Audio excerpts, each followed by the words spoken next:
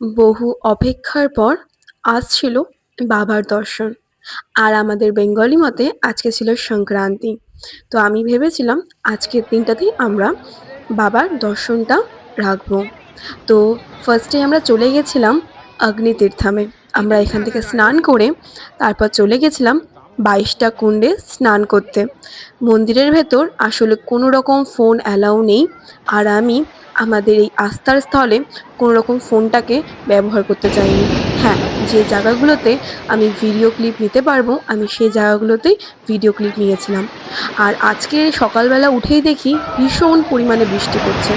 সমুদ্রের জলটাকে একবার যদি লক্ষ্য করো বুঝতে পারবা ভীষণ পরিমাণে উত্তাল আর বৃষ্টি পড়ছিল। তারপর আমরা ধীরে ধীরে ২২টা কুণ্ডে স্নান করে তারপর চলে গেছিলাম রুমে ফ্রেশ হতে। আচ্ছা, একটা কথা বলে রাখি, রামেশ্বরম টেম্পল ১২টা জ্যোতির্লিঙ্গ আর সাথে ৪টা ধামের মধ্যে একটি ধাম রামেশ্বরম। তারপর আমরা রুমে এসে আমরা একটু রেডি হয়ে নিচ্ছিলাম। আমার খুব ইচ্ছে ছিল আমি একটু এই তামিলিয়ানদের মতো রেডি হব। তো আমি পরেছিলাম কাঞ্চিভারাম আর ও পরেছিল ধুতি, একদম সাউথের স্টাইলে। আমরা দুজনেই সুন্দর করে রেডি রেডি হয়ে বেরিয়ে পড়েছিলাম বাবার দর্শনে। অবশেষে আমাদের অপেক্ষার অবসান। আর এই ফটোগুলো দেখতে পাচ্ছ সেগুলো কিন্তু একদম পুজোর পরে আমাদের তোলা হয়েছিল। আরেকটি কথা আমি খুব সত্যি বলে রাখছি, সেটা হচ্ছে এখানকার ব্যবস্থাপনা এবং বাবাকে দর্শনের সুকল্পিত ব্যবস্থা ভীষণ সুন্দর।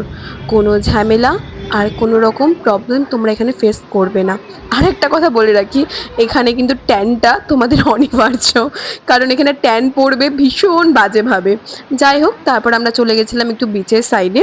এখানেও একটা ছোট্ট টেম্পল রয়েছে, এখানে কালভৈরব আর সাথে রয়েছে হচ্ছে হনুমানদির একটা মন্দির। আর আরেকটা কথা, এই সমুদ্রটা হচ্ছে বঙ্গোপসাগর।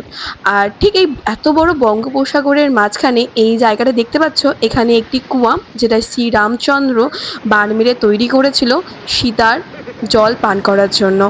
সত্যিকারে অদ্ভুত একটা জিনিস, সেটা হচ্ছে যে এত বড় সমুদ্রের মাঝখান থেকে কেমন করে একটা জায়গা যেখানে মিষ্টি জল তোমরা পেয়ে পেয়ে যাবে, মানে এখানে তোমার। আর এটি হচ্ছে পাম্বান ব্রিজ, যেটি সমুদ্রের ওপর তৈরি। এক পাশে লঞ্চ থাকে আর এক পাশে রয়েছে রেল পাটরি। যখন লঞ্চ বা জাহাজগুলি এই পার থেকে ওই পারে যায়, রেলওয়ে ট্র্যাকটা অটোমেটিক নিজেই খুলে যায়। যাই হোক, এই করতে করতে আজকে সারাটা দিন আমাদের চলে যায়। দেখা হচ্ছে পরের ভিডিওতে। টাটা।